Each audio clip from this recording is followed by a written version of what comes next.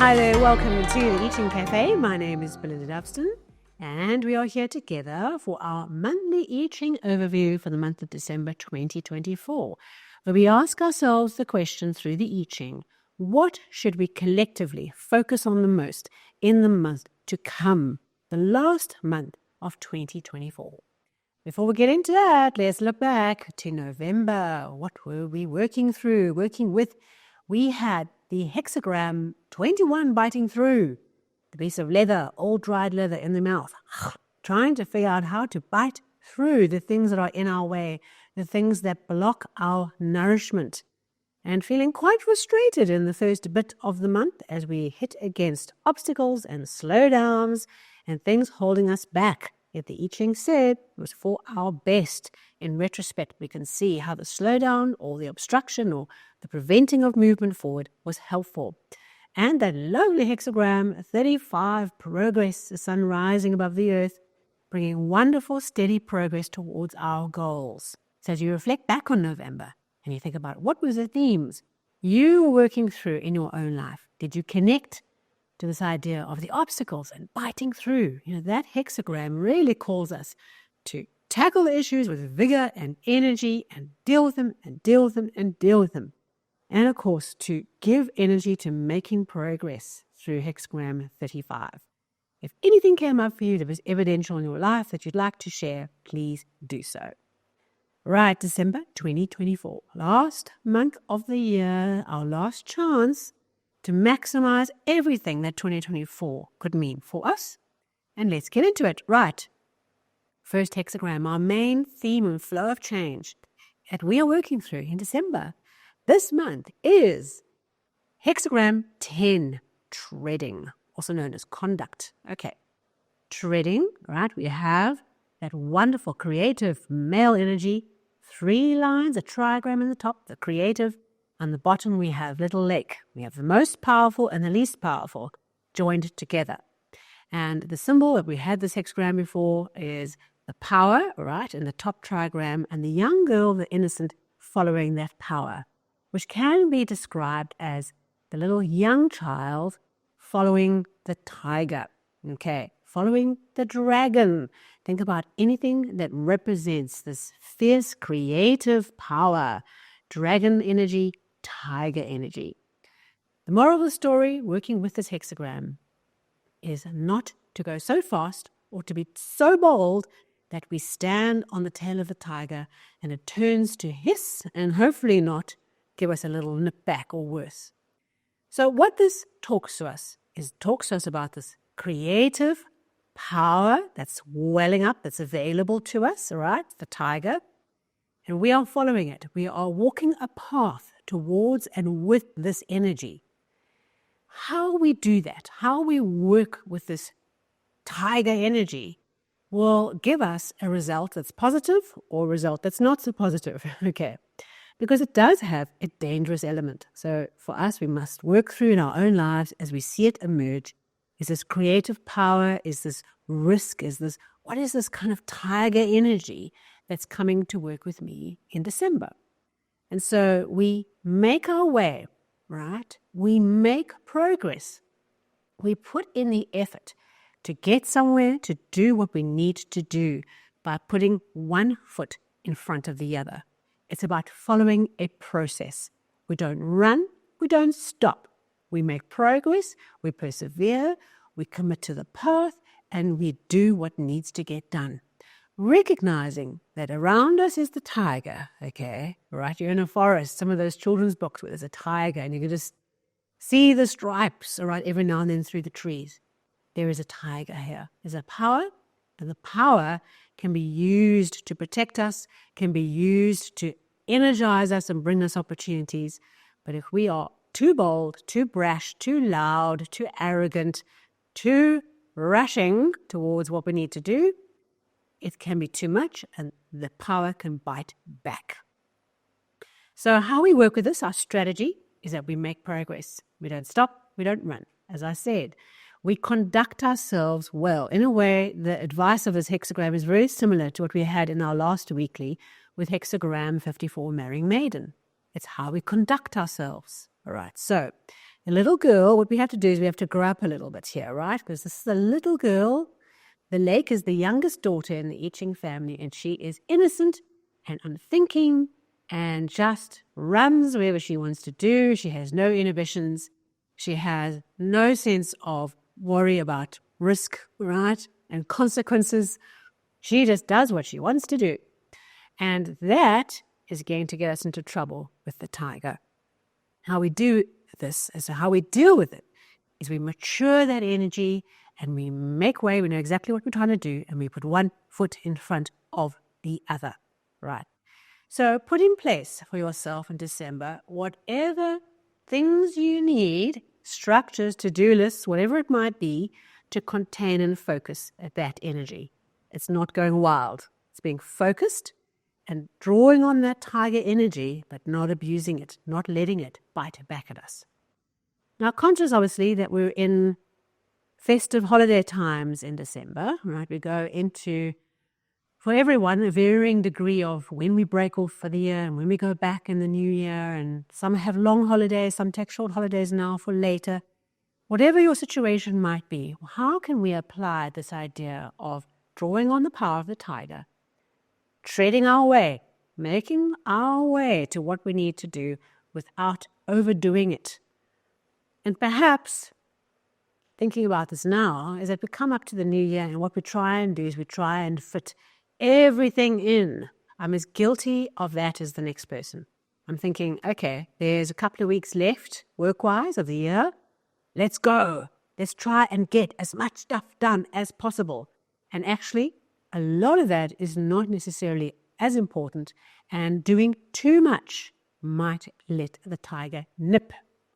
So pace ourselves, think about what's important, and make our way steadily. If we go into a blind panic, trying to finish up the year, okay, and trying to rush it, we stand on the tail of a tiger. And that might mean we rush projects and then there's consequences, right? Or we go too fast and we don't check risk points, right? And those come back to bite us. Literally, figuratively, it's just pacing ourselves and putting one foot in the other, being realistic about what we can do with the rest of the weeks that are here to come. And I need this information and this advisory, I think, more than anybody else. So one changing line this month in the 5th position, okay, nice and stable at the top. This line will mature from the beginning of the month up until about the 15th of December. And then it starts to wane off again, okay? So use it as a timing experiment. See how it plays out for you. Sometimes I feel the lines start, coming in hard and fast right at the beginning of the period. But let's see how it goes, right until about the 15th, halfway through the cycle. This changing line, right, in the 5th position, says that what we are facing some challenges, and what we need to do is be decisive and vigorous and take action. In a way, this is like, the energy of Hexagram 21, biting through. Here it is. It's that same kind of energy. Maybe we've carried it over from the last period. Remember how we've carried that energy over from month to month. So working with this energy, we've got this kind of line. It's still holding us to that biting through energy. Be decisive, be focused, be vigilant on what's important, get stuff done, make decisions. And there's a sense here that making decisions that move us forward, that part from previous difficulties, that cut away what was negative or negative influence, this is what this line is trying to get us to pay attention to, right? Vigorous action, right? So up until the 15th of the month, maybe that's auspicious from a timing point of view, right? Being vigorous and decisive about what needs to get done, right? Taking the action, parting with difficulties, parting with things that are no longer for us, taking that action and moving forward is critical. Being mindful always that when we are coming into this energy of the tiger, because remember now, changing line 5 is in tiger land, okay? It's evolved up to position 5. We have to be very vigilant of the danger that exists, the risk, right? I'm not talking about danger in terms of us being threatened, and I affirm that's not the case for you. If we think about danger in terms of risk, misstep, getting lost in the wilderness, okay, there's lots of different ways that danger can present themselves to us. And so when we work with this changing line, the first 2 weeks of December, we pay special attention to the fact that danger does abound. Okay, risk abounds. And what we have to do is be very conscious and aware of it and persevere through it. That is how we get somewhere with this changing line. So be vigilant, all right? Be aware. Maybe even, and I'm thinking I'm going to do this, is make a list of all the things that you perceive to be dangerous in your situation, which very often is a lot about our own fears, how we feel about things, the danger we carry within, right? Our thought forms. This line is saying, break from that, break from that, break from that. Recognize what is difficult and dangerous. What is the risk? Where is the tiger? Recognize it, be aware of it, and then navigate your path through those obstacles, through those challenges with vigor and energy. And then that leads to a second hexagram, because we have one changing line in the 5th position. That one swaps over to its opposite, creates a new hexagram, which is called the outcome hexagram, the relating hexagram. I call it the victory hexagram, where we can be victorious with the first hexagram, where we can draw things forward in the month. It's a path of development. And the two hexagrams work together like a part of a story, a puzzle that we have to unpack. Okay, and I do have to tell you that there is a warning on this one because it's hexagram 38, opposition. I cannot tell you how much I was hoping for some kind of other easy hexagram on the second half of December. You know what I'm saying? Like just a chill progress, something to chill by, just getting through the last of the year. Nothing too dramatic, just ease. Well, our personal development process never stops, no matter whether we like it or not. And hexagram 38 is the story of oil and water that do not mix. The two sisters who cannot see eye to eye and are always in a catfight with each other, okay? Many homes have this kind of physical situation with two sisters, okay? Maybe two brothers, but these are two female trigrams, right? Fire and lake. And they do not get along. They do not see eye to eye. And very often the only way to get peace in the house is to keep them separated. All right, so how do we work with this energy? Opposition refers to any situation internally or a situation we find ourselves in where oil and water do not mix. It's like parties in a room talking to each other, but we can't get anywhere because no one really understands each other. No one really understands the other point of view or is willing to make some adjustments to what they're after to get to a consensus. Now, there's two things with this hexagram. Opposition brings us sometimes the awareness of where oil and water will never mix and shouldn't. That's called diverging paths. Okay, so it's one aspect of opposition where we come to accept that we can never get this to connect and gel. We can never see eye to eye no matter how hard we have tried to change our point of view. And so for you, perhaps in a particular work or personal situation, part of what this hexagram is bringing to you is an awareness of where you just accept the paths are diverging, okay, right? The people walking side by side together on that path in the first hexagram have gone in different directions and cannot be brought back together again. This sometimes happens in relationships where you wake up one morning and you haven't been present with each other for a very long time. And you wake up and you think, who is this person? It's a stranger. I have no idea who this person is anymore. I don't have any idea who I am in this relationship anymore. And can it be fixed? Can we grow together? And sometimes it's been left too long, all right? We haven't been paying attention to each other. We haven't been doing the work to stay bonded to each other, and there's nothing that can be done. And accepting that is really, really hard. The other aspect of this hexagram is where the work calls us to find a way to bind these elements together. I would always say that you take the second option, all right, as the meaning of this hexagram until you realize that there really is a path that's diverged that can't be brought back together again. It's not the I Ching saying that the first sign of opposition in a partnership, it's time to bail, okay? That's avoiding the hard work that relationships of all kinds bring to us.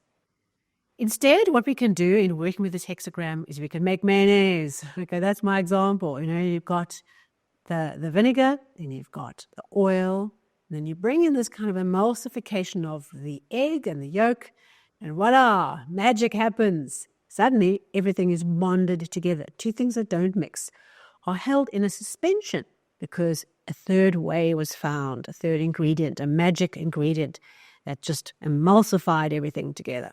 Okay, that is the idea of the highest and the best thinking of healing opposition in this hexagram.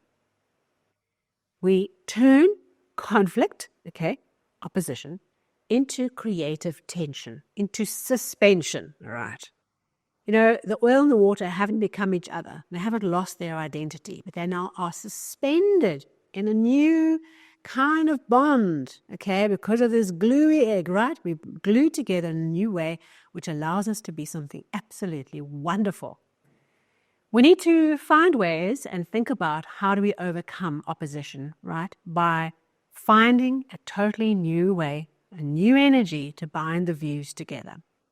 Perhaps for many, this time of year when we spend lots of time with family, or perhaps you've already had a taste of this in Thanksgiving, is we get to the end of the year, we get to these big family holidays, and we're like, oh, this is so much hard work. Okay, you got all these different people, and as family, you're expected to emulsify. That's the social acceptable thing, and we've got to try and work through what does that mean. So there might be Christmas, year-end functions at your work, whatever it might be, where you've got to try and deal with this opposition. And remember, the highest path to heal opposition, if it's meant to be, is the emulsification of both into something new. Bring into the opposing view something completely different that brings in a new element. If you're in a partnership, there's always an issue between one party's view and another. Maybe having a third party in this association breaks up the deadlock. It creates new energy and brings new ways for this group to bind together. Okay, so it's ideas like that. The other part of opposition is, don't forget, this can be an internal opposition.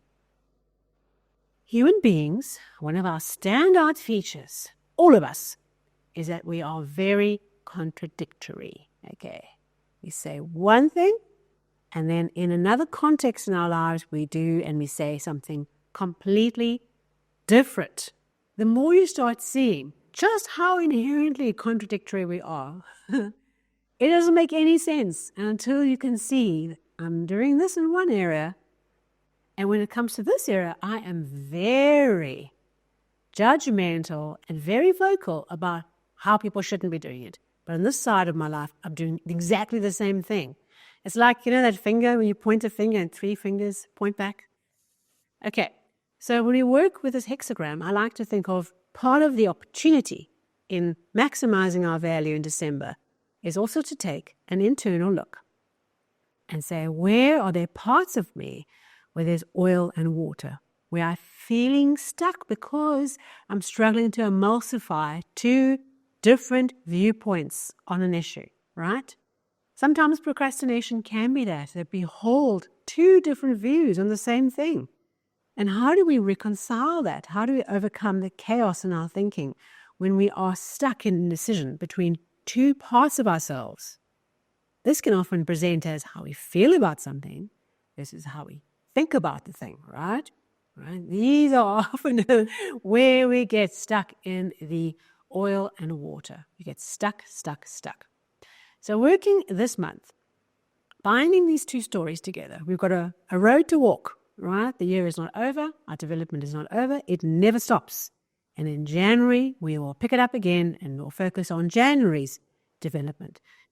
But in December, how we conduct ourselves on the path of life, on the path we are here to walk, how we recognize those dangers, right? Those risks. We accept them. We are aware of them. We understand them. And so therefore, we can walk forward with vigor and energy, right?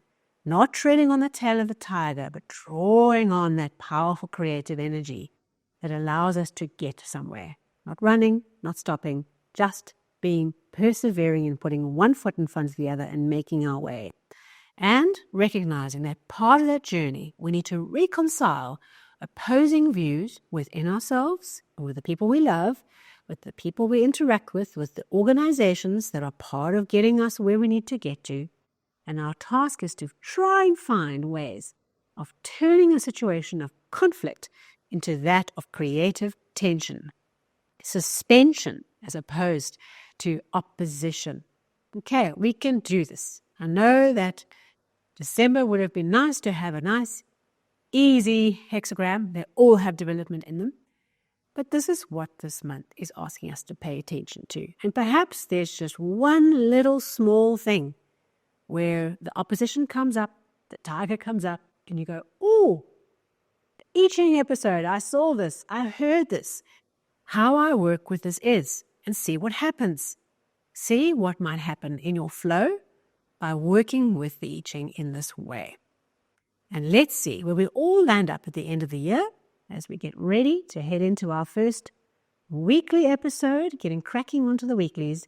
And then very soon we'll have our annual overview. We'll check in on that in January, and the first week of January. We're going to get into it all together, and we're going to cut a path for the next year to make it valuable and meaningful and powerful and wonderful and blessed with happiness for all. Thank you for being here with me. And of course, if you liked this episode, it was valuable, thumbs up and like would be great.